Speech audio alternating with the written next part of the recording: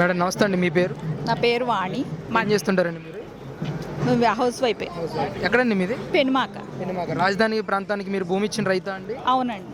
పెనుమాక అంటే స్టీల్ బ్రిడ్జికి సంబంధించి ఈరోజు ప్రారంభోత్సవం కూడా జరుగుతూ ఉంది. అసలు ఎలా అనిపిస్తుందండి? మొన్నటి వరకు కూడా పెనుమాక రైతులే పెద్ద ఎత్తున ఆందోళన కూడా వ్యక్తం చేశారు, ఈ స్టీల్ బ్రిడ్జికి సంబంధించి భూములు ఇవ్వము అని చెప్పి. అసలు పెనుమాక రైతుగా దీని మీద మీ అభిప్రాయం ఏంటి? లేదండి, మా పెనుమాకలో ఒక 5-6 తప్ప అందరు ఇచ్చేశారు, స్వచ్ఛందంగానే ఇచ్చారు. అయితే జగన్మోహన్ రెడ్డి వాళ్ళని రెచ్చగొట్టి వాళ్ళకి అది ఇది చెప్పి నీ పక్కన మేము ఉన్నాము, మీరు ఇవ్వద్దు వాళ్ళని అట్లా ఇచ్చేసారు. తర్వాత వాళ్ళే తెలుసుకొని వాళ్ళు స్వచ్ఛందంగానే మళ్ళీ రోడ్లకి ఇచ్చేశారు. ఇచ్చి ఈ రోడ్డు ఫినిష్ అయిపోయింది. అయితే ముందు జగన్మోహన్ రెడ్డి మాటలు విని వాళ్ళు ఇవ్వలేదు ఆ రైతులు. అదే జరిగిందండి. అంటే ఇక్కడ ముఖ్యంగా ఈ బ్రిడ్జ్ చూస్తూ ఉన్నారు కదండి, ఈరోజు ఓపెనింగ్ కూడా జరుగుతూ ఉంది, చంద్రబాబు నాయుడు గారు కూడా వస్తూ ఉన్నారు. అసలు ఎలా అనిపిస్తుందండి ఈ బ్రిడ్జ్ చూసినప్పుడు? మీకు ఏమనిపించింది? చాలా సంతోషంగా ఉందండి.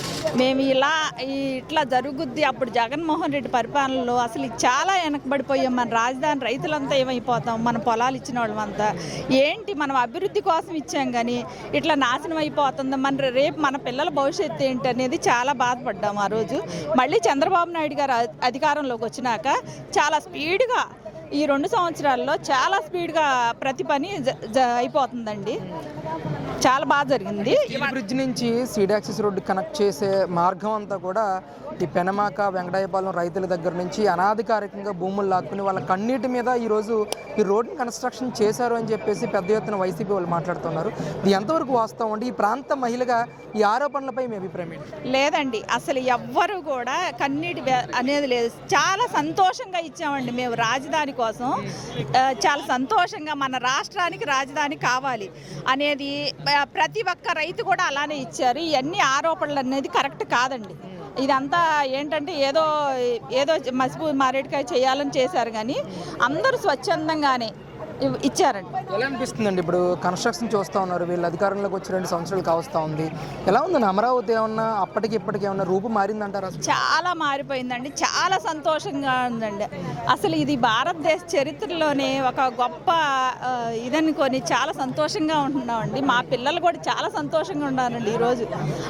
ఒకప్పుడు గత 5 సంవత్సరాల్లో మన పొలాలు ఏమవుతాయో, మనం ఇచ్చున్నాము, ఇటు పంటకి పనికిరాదు, ఇట్లా ఏది కాకుండా పిచ్చి కంపతో అసలు అడవిలాగా తయారైపోయి పొలాలన్నీ, దాంట్లో అసలు కొండ చిలువులేంటి, అసలు చాలా భయంకరంగా ఉంది పరిస్థితి.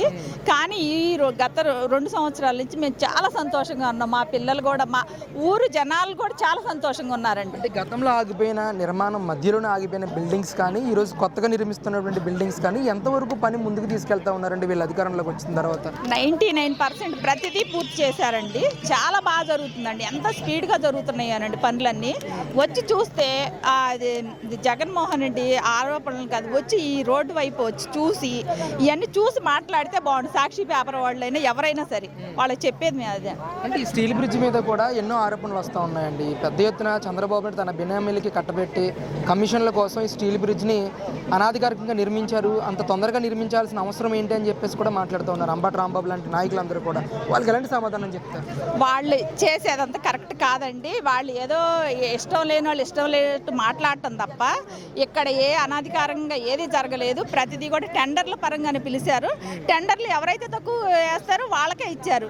వాళ్ళు చాలా స్పీడ్గా పనులన్నీ పూర్తి చేశారు, అంతేనండి. అంటే ఈ రోడ్డు ఎంతవరకు తలమానికం కాబోతుందండి అమరావతి అభివృద్ధికి? చాలా 99% ప్రతి జిల్లాలకు కూడా చాలా గొప్పగా ఉందండి. అసలు రేపు ట్రాఫిక్ చాలా, ఈ రోడ్డు వలన ట్రాఫిక్ చాలా తగ్గిపోతుందండి. చాలా బాగుందండి. ప్రయాణాలు కూడా చాలా సులువుగా అయిపోతున్నాయి అందరికీ.